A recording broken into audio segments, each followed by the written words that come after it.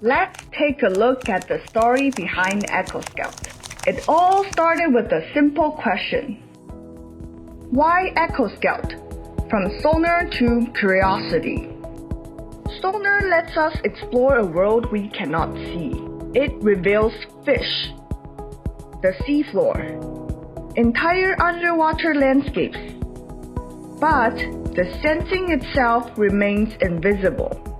Working with Sonar every day, alongside my fascination with the ocean, I couldn't stop wondering, what if people could experience it for themselves? Not on a boat, but with their own hands. And that question became EchoScout. Rethinking Sonar, recreating the experience. The first idea was simple. What if physical objects could be scanned like sonar and visualized in real time? Could echoes become something people could see, touch, and explore? So, why not use real sonar? Because sonar requires water to work. EchoScout needed a sensing technology that could work in air at tabletop scale. Ultrasonic solved one problem. It works in air, but at tabletop scale, it simply wasn't precise enough. LiDAR checked every box. It works in air. It provides the resolution needed for tabletop exploration.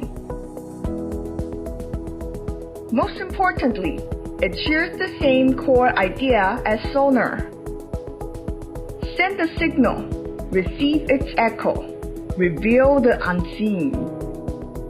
Building a sensing system was never the final goal. I wanted people to experience it, not by reading, but by exploring. Every scan reveals something new. Every discovery unlocks another story. Explore. Discover. Unlock. Share. Then explore again.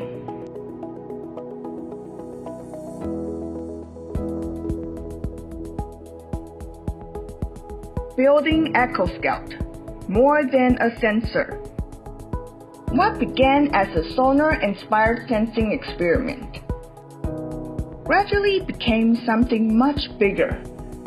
It wasn't just about building a sensor. It was about designing an experience. Every interaction was intentionally designed. A whole sensor marks the beginning of the voyage.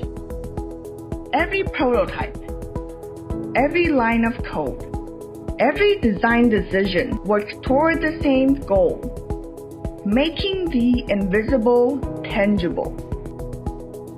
Light versus sound. Why can't LiDAR behave like sonar? Sonar and LiDAR have something in common. They both send out signals and interpret what returns. But that's where the similarity ends. Sonar uses sound. A single pulse can pass the fish, reach the seafloor, and return echoes from both. EchoScout uses light. Once light hits an object, it stops. The seafloor disappears. That became the biggest challenge.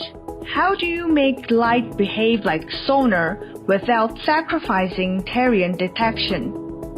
Beyond hardware, changing the interpretation. My first idea was to build the code directly into the creatures themselves. Inspired by barcodes, I gave each species a different number of bars. As the LiDAR scanned across them, each structure created a recognizable pattern, while the gaps kept the terrain below from being completely blocked. I also explored another idea, printing the fish in transparent filament.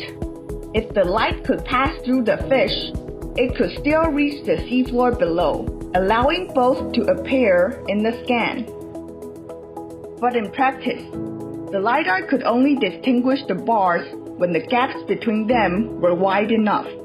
This meant the entire fish structure had to be much larger. The pattern was also highly sensitive to the user scanning speed. Even with wider gaps, scanning too quickly caused the bars to merge, making the species unrecognizable and blocking the seafloor in between. The transparent filament presented a different problem. It blocked too much light to reveal the terrain below. Every physical solution introduced another limitation. The hardware wasn't the answer. Interpretation was. Encoding information into the objects meant designing every marine creatures around the sensor. But I wanted them to look like marine creatures, not barcodes. So, instead of changing the objects, I changed how EchoScout interpreted them. EchoScout continuously learns the terrain, preserving the seafloor when a creature blocks the scan. This allows marine creatures and underwater landscapes to appear together in one coherent view. The goal was no longer to replicate Sonar, but to recreate the experience. Learning to see, combining multiple signals. I quickly realized that no single signal was enough. Some objects stood out through their shape and duration. Others through how their signals changed over time, or the strength of the return. I recorded repeated scans of each object and terrain type. Machine learning revealed their shared patterns, which became EchoScout's recognition rules. Ultimately, recognition came from combining multiple signals, not just one. With each iteration, EchoScout's recognition became more precise. It learned to distinguish marine creatures from underwater terrain. Then subtle differences within each category. It wasn't learning to see like Sonar. It was learning to see in its own way. More than Sonar, making the invisible tangible.